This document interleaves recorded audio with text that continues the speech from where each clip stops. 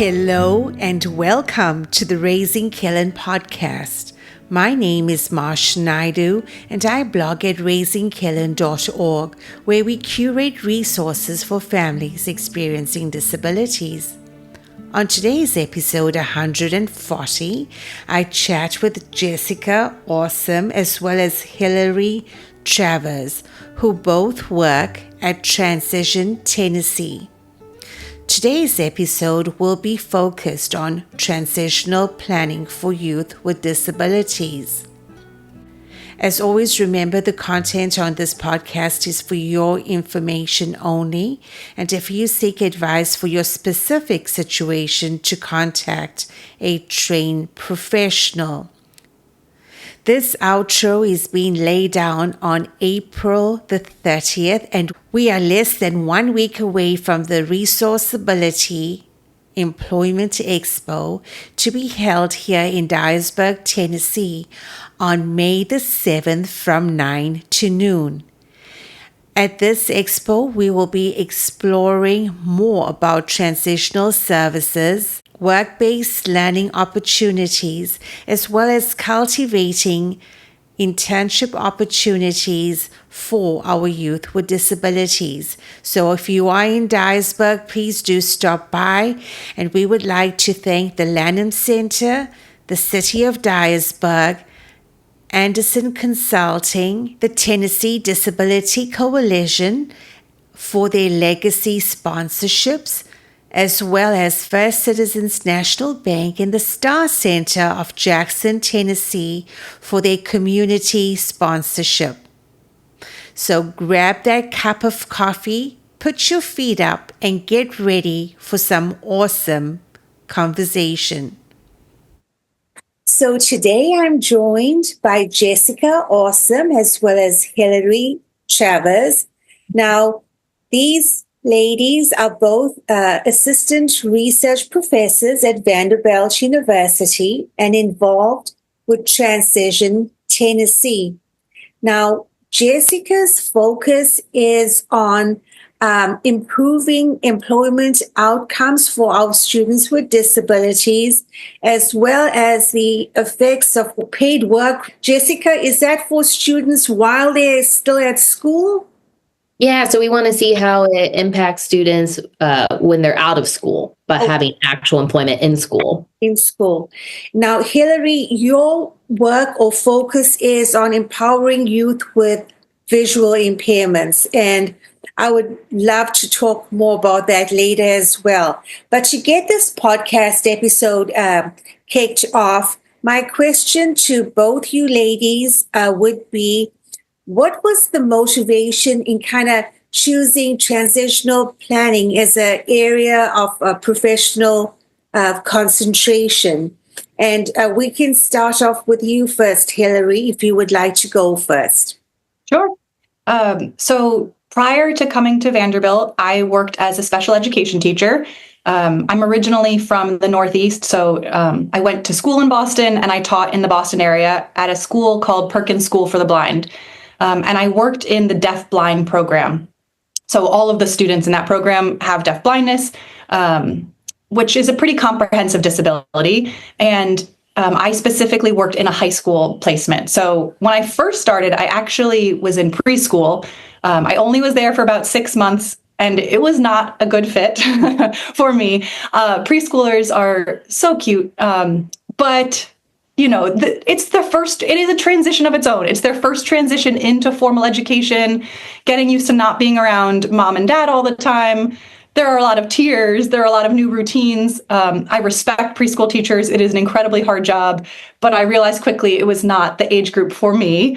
And the other opening that they had was in a high school setting. And so I said, okay, I'll take it. I'm ready to try something new. So I pretty quickly moved into a high school setting and I immediately loved it. And I think the reason I loved it is because I have always been passionate from preschool to adulthood of autonomy, letting students make choices, letting students fail, letting students problem solve. And especially in high school, it's such a needed area to prepare for adulthood. And I really loved that it wasn't just school-based anymore. We got to go outside of the school to employment settings, to recreational settings. I got to work with families more because we were really preparing them for adulthood in that transition. So all of those external pieces, I think, is what made the job so fun and why I loved it so much. And then when I came to Vanderbilt, I worked with Eric Carter, who does a lot of work in transition. And so it kind of just deepened my love for it and the research path that I'm now in. And Jessica, what about yourself? I discovered it, I guess, when I was in college. So I started out as a psychology major and I thought maybe I wanted to go into pharmacy. And then I tried to be a pharmacy technician and it was fine, but I was like, this is what we do every day. So it's kind of boring to me. So I don't think I want to do this for the rest of my life. So, one, I'm a big proponent of trying jobs. And two, I thought then I was going to be a therapist. And I wasn't actually that excited about it, but I didn't know at the time, like, what else I could do with my degree if I got a psychology degree. But I found the student research projects and I started volunteering in those at the university. I got connected with a graduate student who is doing her dissertation research. And she was looking at family school partnerships, talking to parents, talking to schools about how the partnership worked. And it was kind of the first thing that I got a little bit excited about, because I'd always been a little bit interested in the student areas. I just didn't know how to get involved in it. And so it kind of started to lead me down this pathway of finding my graduate programs, but being able to find disability as an option, and helping students make this really big decision that they have to make at 18 years old. I mean, that we're all expected to make when we're so young about, do you want to go to college or do you want to go to work or where are you going to live? And all of these things that, again, you're just so young to have to make those decisions. I just thought there's so much opportunity to be able to support students and being prepared to make those decisions better, to support the families in making those decisions with their students.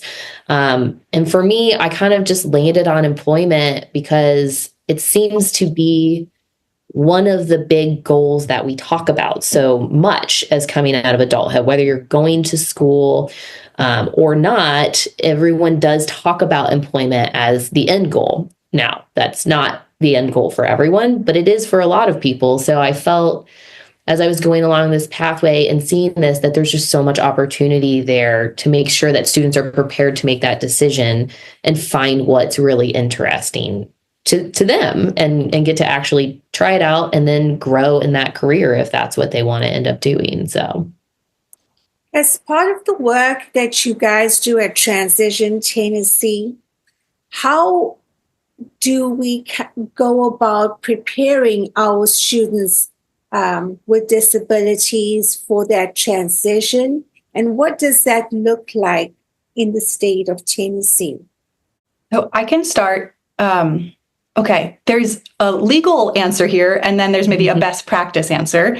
So federally, transition starts at age 16. That's in our Individuals with Disabilities Education Act, federal law. It has to start by 16. However, several states have decided that they want to start earlier, and we applaud them for that because it should start earlier, in my opinion. And so in Tennessee, we start as a state at age 14. So technically, schools must start by age 14.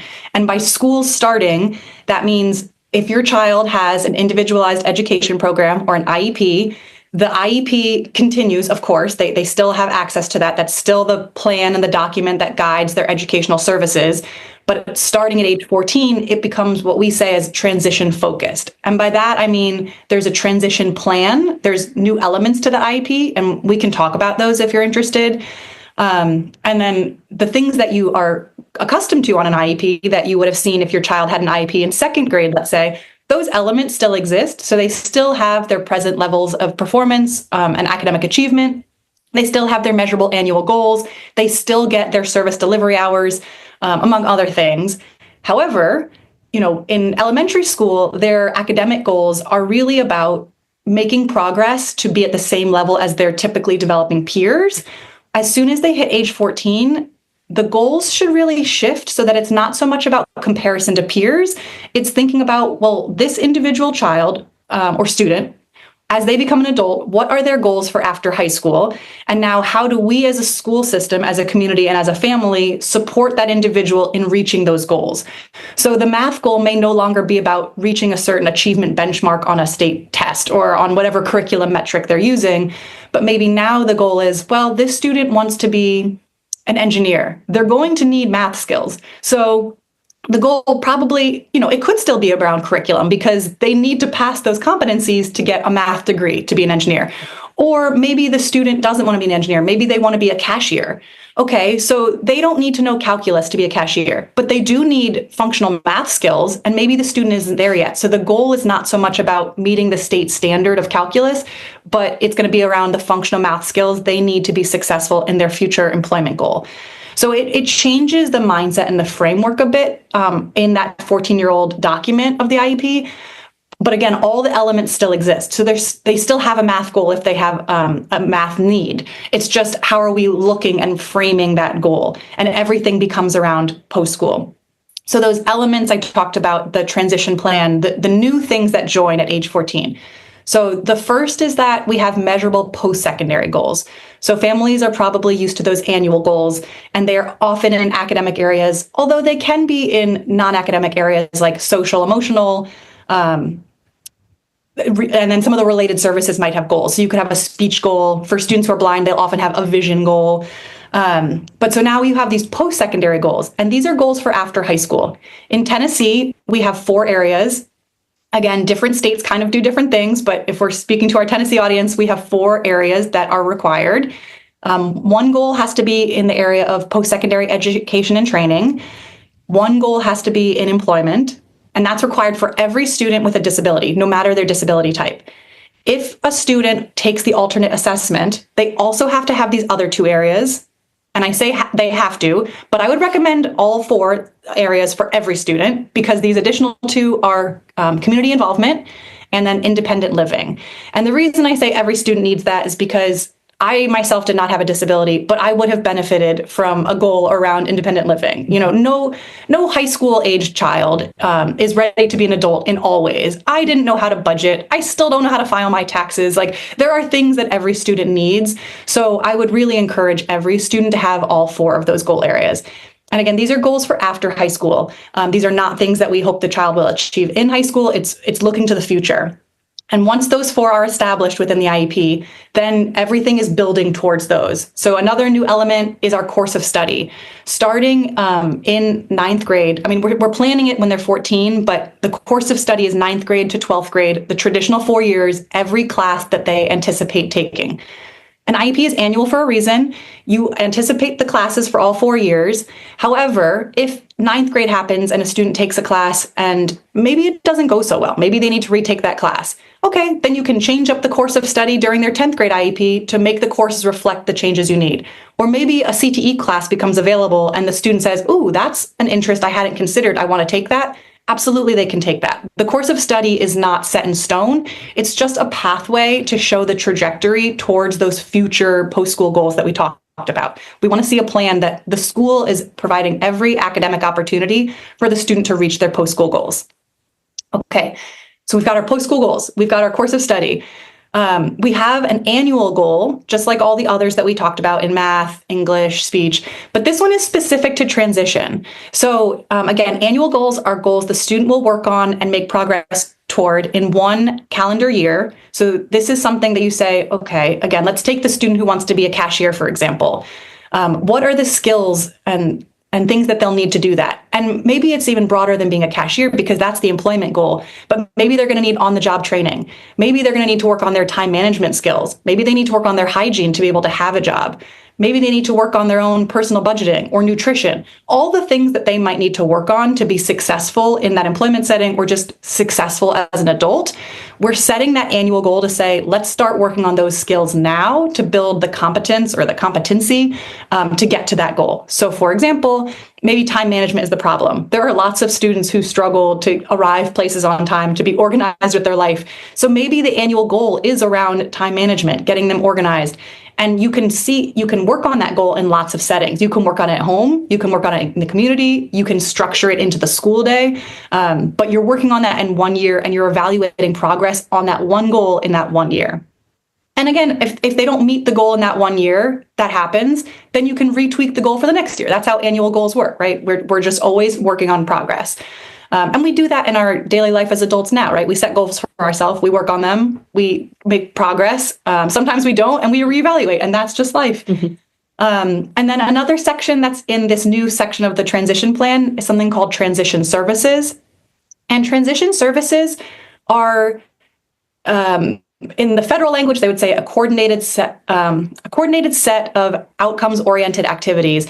And the idea is that these are kind of, I hesitate to use the word supplemental because it feels like optional, and they're not optional, but they're supplemental in the sense that they're not pre-prescribed. Every individualized education program should be individualized. It's in the name. And transition services in particular should be really individualized for the student. Mm-hmm. These are the services and activities that are going to supplement the instruction a student receives, again, all aimed towards their post-school goals.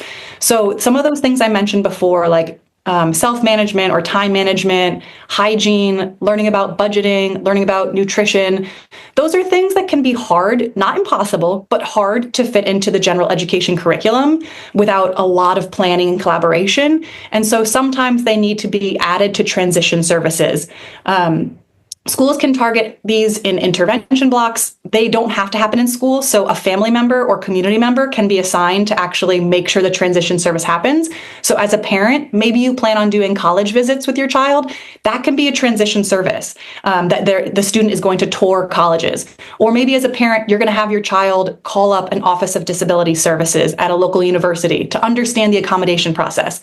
Again, the school doesn't have to be involved, but by putting it on the IEP, it's a great communication tool between the school and the family to make sure that the student is getting what they need. So we could talk for a long time about transition services because there's a lot there. But we really want to think about it as those extra components that are supplementing or supporting the instruction that's happening in schools. And again, just to make sure it's clear, transition services should happen in school. It's not only the home.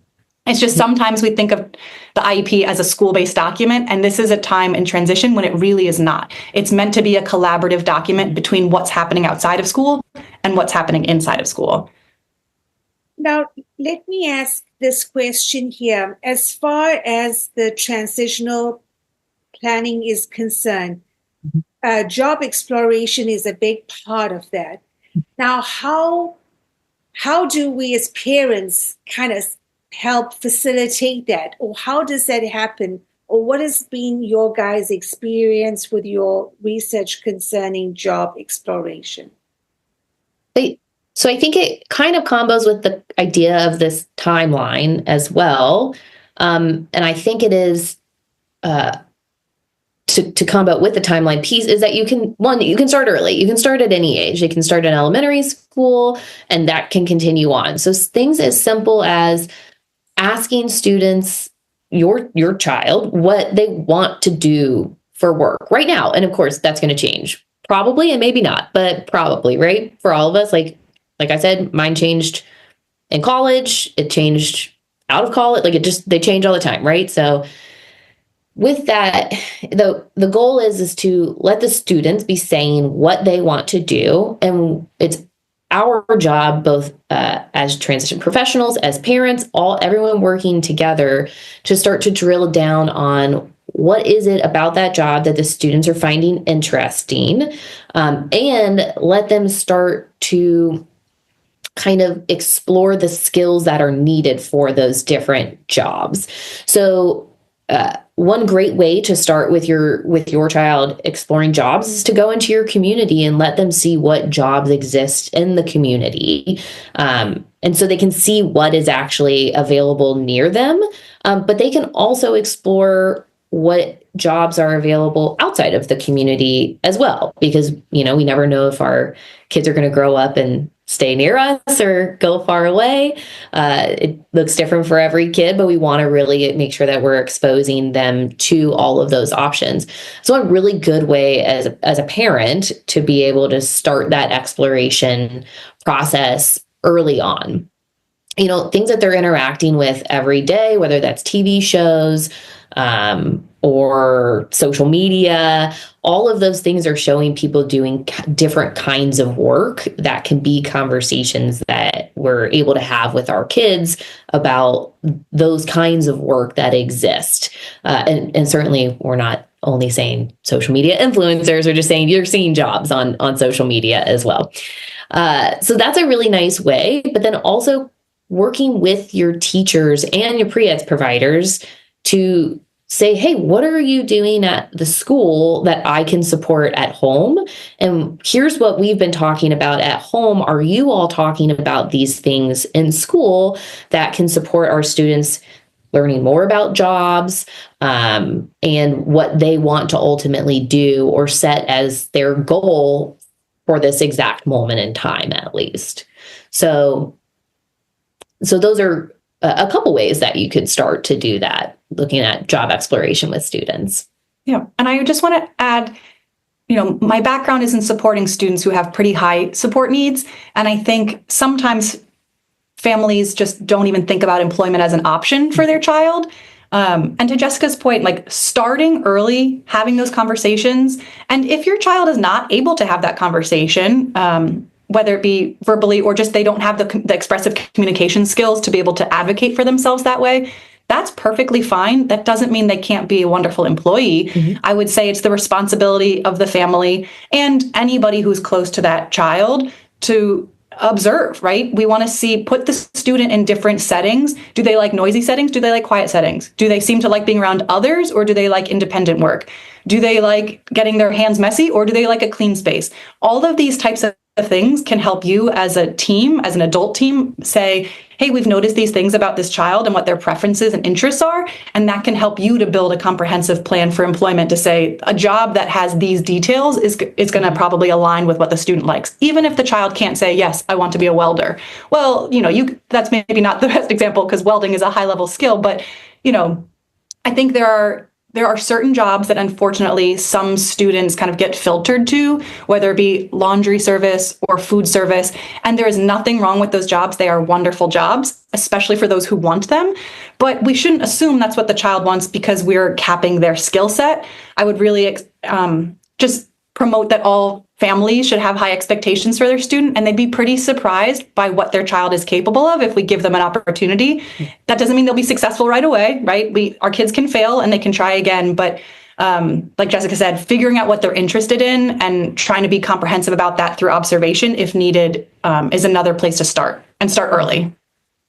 Guys, when it comes to our students with IDD, they might be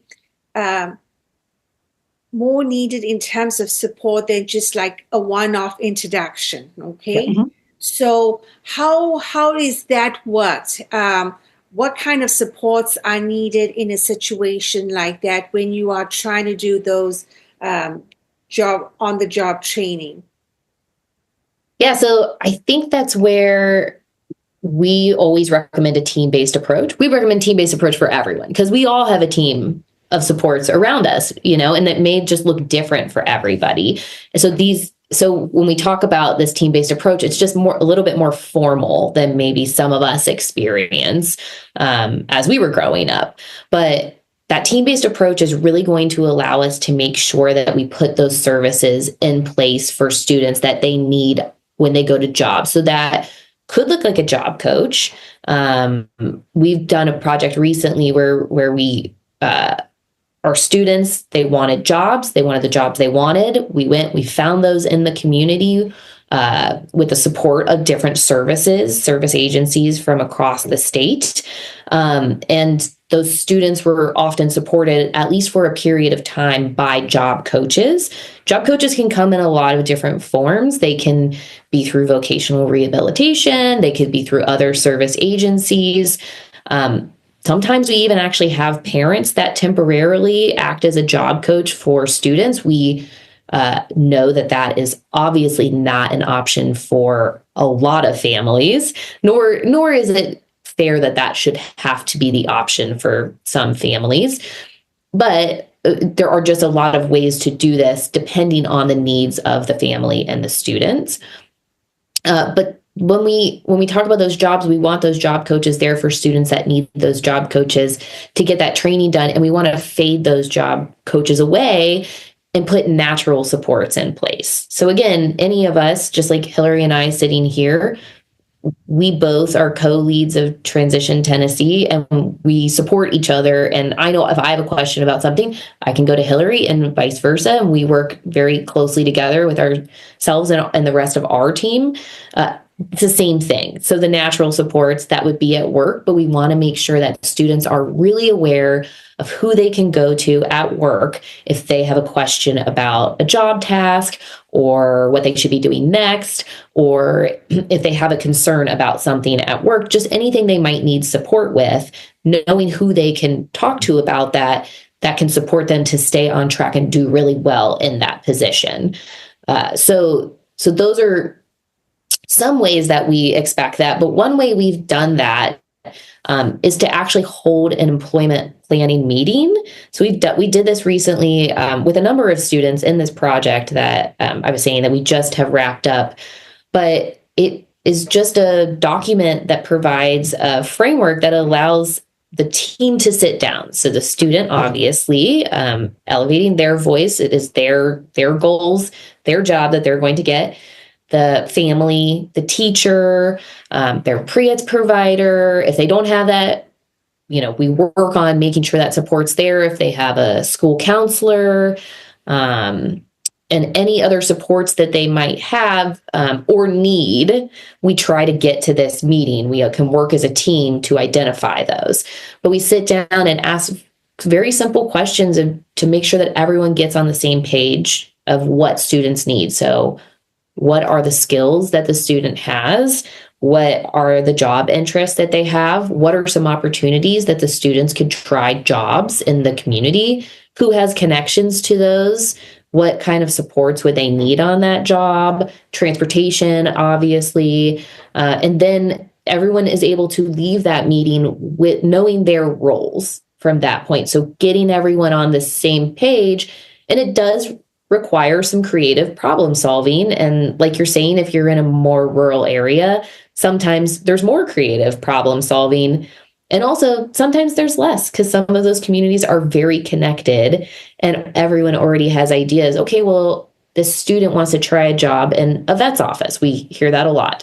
Okay, so what are the options? Does anybody know the vet, or are there volunteer opportunities that maybe we could start with, and then roll that into a job if that works, or go straight for applying for a job. So looking at the different opportunities that exist in the different community, but doing that as a team so it doesn't fall on any one person, because transition is big. For just doing it for one student, it is a big process and it requires a lot of hands to support the whole process.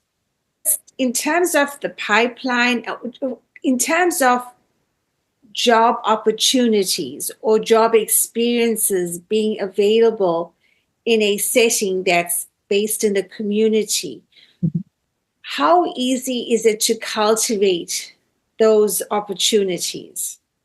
Yeah. So I think it's tricky. It depends on the industry. So if you live in a rural area of Tennessee where agriculture is still really present and you want to work in finance, that's hard because there are maybe less financial opportunities, right? And vice versa. If you live here in Nashville and you really want to, you want to do something in the agricultural space, or maybe you want to do something in aviation, and BNA is obviously here our big airport, but maybe you need a smaller airport to do something, just depending on where you live, it can be trickier. So I'll say that first. It depends on where your interest is and where you live and what opportunities exist locally. Mm-hmm. So that if there's a match, great. If there's not a match, not impossible, but more of a challenge. And then even if there is a match, let's go best case scenario. It depends on the student, right? So how motivated is the student? What are their skills? What are their support needs or barriers? What does their support look like in terms of familiar support, peer support, professional support? Do they actually have that, or are they very much on their own? Are students who are connected to, juvenile services or what's it called? If they're juvenile justice, that could create more barriers. Students who are in foster care, unfortunately, there are more barriers because they have less of a support network around them. So every student as an individual is a different case. And I know that's hard to answer your question, but that's the reality. Is like every case really is different. And then within that, it also depends on how creative the family is, which I know sounds not like the answer you want, but that is kind of the reality. If you have a family who says, we are committed to employment for our child, no matter what, and we're willing to get creative, that's a different experience than a family who's only really looking at the traditional employment pathways that maybe we were exposed to as not having a disability. And an example would be, there are forms of employment that are not full-time employment. So we have self-employment, we have customized employment, we have part-time employment, we have seasonal employment, and those are all paid. But then there are other types of employment like apprenticeships, or which is also paid, internships, we could be paid or unpaid, volunteer opportunities. And these are all under the banner of employment. So it kind of depends on the goals of the student and their family of what type of employment they're looking for, that it can be more or less challenging as well. If you're only looking for a 40-hour per week, full-time, traditional benefits type of job, yeah, that can be more of a challenge. That's the reality. Like Jessica said, job coaches are a wonderful support, but the real situation is that there aren't enough job coaches, and that's not Tennessee specific. That is a national issue, that there just aren't enough human supports, and that's not going to change overnight or necessarily anytime soon. So in the absence of that, we have to think creatively and be flexible. And informal supports, like Jessica was saying, there's nothing wrong with them, and they are not lesser than formal supports. And in many ways, they can be a stronger asset to families and communities, especially when thinking about that rural lens. Formalized supports like voc rehab are wonderful.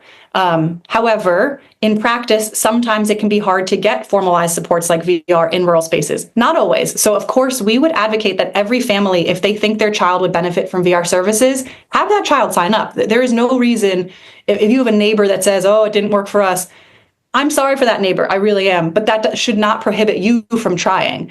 Everybody has a unique case. Everybody is different. Don't let the opinions of those around you stop you from accessing sources of support that you are entitled to as a citizen here. So please go do that. But then on top of that, look to your informal supports.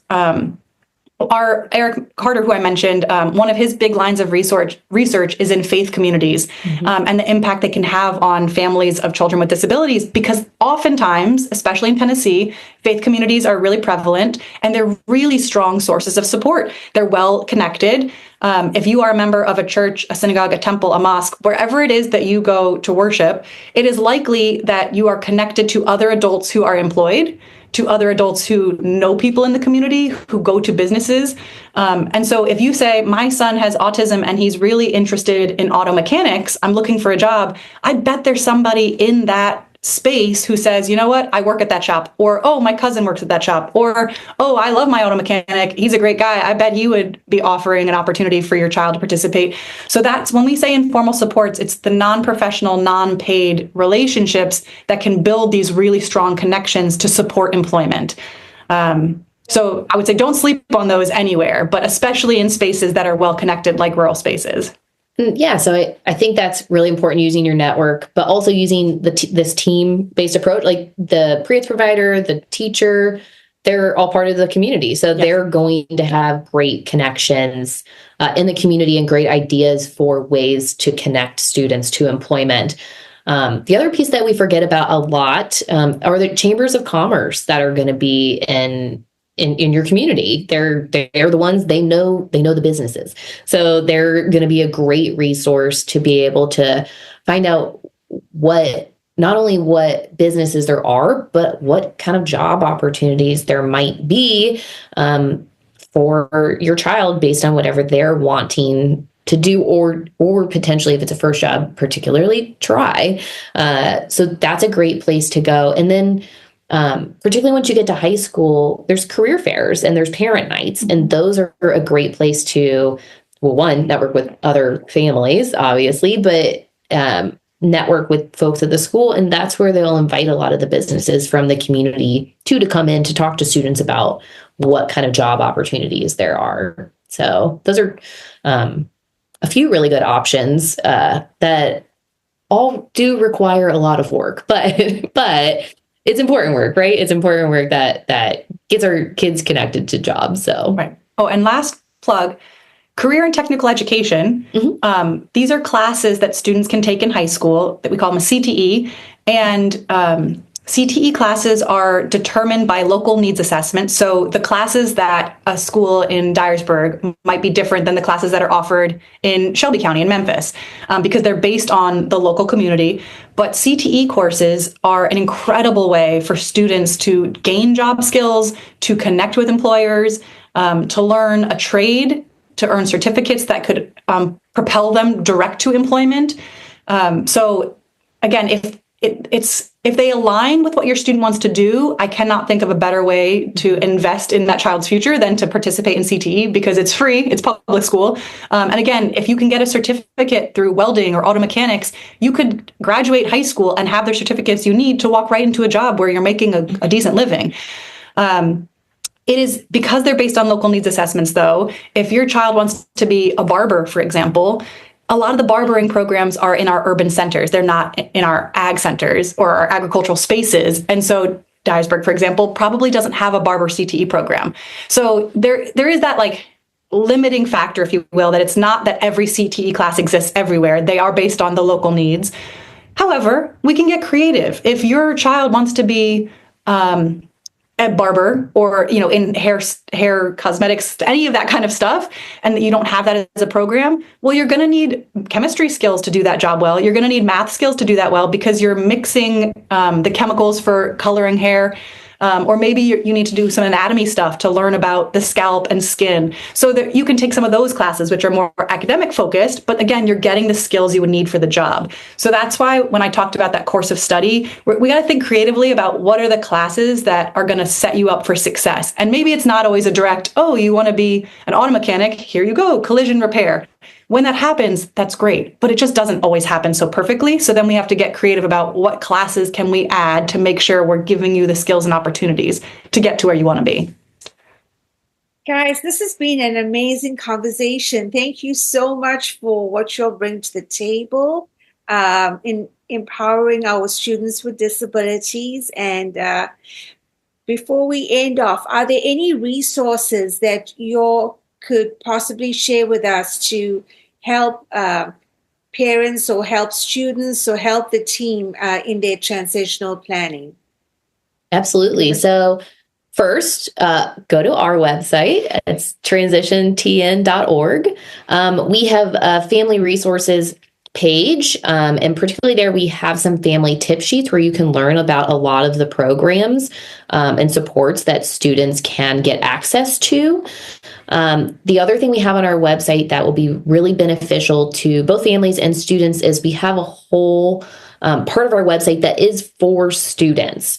So they can do this with support, or they can do this on their own, but it allows them to learn about their future as it pertains to going on to work or to continue their education. And we're adding an independent lifestyles piece to that currently, but you can explore that. Students can learn. There's some quick activities up there. There's activities that can be done in the community. They can learn a lot of vocabulary that they might start to hear around, employment and continuing ed, and that they might need to learn as they're going on to these different parts of their life. And then the other one that we would definitely like to say is Tennessee Disability Pathfinder, who is one of our partners. They're wonderful. They can connect you to resources anywhere in the state. You can use their website, but also they have a phone number that you can call. And if you are like, I know we need things, I don't know what those are, they can help direct you to find what those are and where they are near you. So they're a wonderful resource that everybody should know about and utilize. And then again, just anyone across the state, vocational rehabilitation, pre-employment transition services, we partner with them. We partner with a lot of organizations across the state, including the Tennessee Department of Ed. So if you're not sure where to start, also feel free to reach out to us and we can give you recommendations and point you in the right direction for where you'd like to go. Yes. And I have a few other plugs, if that's all right. So one would be, and this is national, but IDEA, if you go onto their website, they have policy guidance around transition. There's two particular policy documents. They're a little bit dense, but when I say policy document from the feds, you're probably thinking, what a nightmare. I think that they're actually pretty readable. They are long, but they are comprehensive. So if you are thinking, I'm a little bit overwhelmed, but I really want to educate myself as a parent to what this transition thing is, this is a great place to start. It is, again, a comprehensive overview of all things transition. So one in particular is called A Transition Guide to Post-Secondary Education and Employment for Students and Youth with Disabilities. So you can Google that. Again, you can go onto IDEA, their policy documents, and find those, but they're very helpful. And it will provide a broad overview, not Tennessee specific, but again, speaking for all students with disabilities. Then if you're thinking, oh, I wish we had something Tennessee specific, well, the good news is we are working on that now. So there are lots of parent-facing free resources through Transition Tennessee, through the family engagement part of the ARC, through Tennessee STEP, through my other project, Empowering Youth with Visual Impairment. So I would encourage families to check out those free resources and start educating themselves when they are ready. We always say early is better, so you can start learning in preschool. But if you're thinking, like, we just did one transition into school, I'm not ready to think about adulthood, we understand. It's overwhelming and it's a lot of information. So as soon as you're ready to start thinking about the future, please start that education for yourself and try not to wait until your child's 18 and getting ready to graduate. As a former teacher, that's when it's most stressful, when families say, oh, well, now what? And we think, like, where have you been? Like, we've been stressing this whole time. And not stressing, but just we've been putting the plan together. I'm glad you're engaged now, but the earlier you can engage, the better. And then the very last one, this is through the Empowering Youth with Visual Impairment project. It's empowervi.org is our website. We have free courses direct to families. And although our target is students who are blind or have low vision, we have a course that we actually just created about outside agencies and informal support. So it's relevant to what we were talking about. But if families are thinking, I still don't really understand the difference, I don't really understand what informal supports are or where to look for those, I would really encourage them to take that course. Again, it's free, it's self-paced, and it has lots of information that might be helpful, especially in rural communities of Tennessee, about where to even start making some of those connections. For employment and beyond, because informal supports, employment is a piece of adulthood, but we can't be successfully employed adults until we are successful humans. Are we taking care of our bodies and our minds? Are we getting enough sleep? Are we getting enough nutrition? Do we have friends and relationships that are giving us, life? So it's more than just the employment piece, but it's everything that allows us to be good employees. So again, I would just consider them to check that out. And like Jessica said, if any family member ever has a question about transition, they're always welcome to email Transition Tennessee, and we will respond directly. It comes to Jessica and I, and we send things to our team when they have expertise, but we answer quickly, and we are happy to help any family that has questions and direct them in the right way. Mm-hmm. Guys, thank you so much for your time and joining us and giving us the 411 on transition services in the state of Tennessee. Well, actually, it can be used by parents anywhere. But yeah, just really appreciate your time and thank you once again. Yeah, thank you. All right. Thank you for listening along on the podcast today. We will highly covet a rate and review as well as a share of this episode on your podcast platform. Remember, the Resourceability Employment Expo is going to be a conversation starter of what does work-based learning opportunities look like for our youth that are transitioning.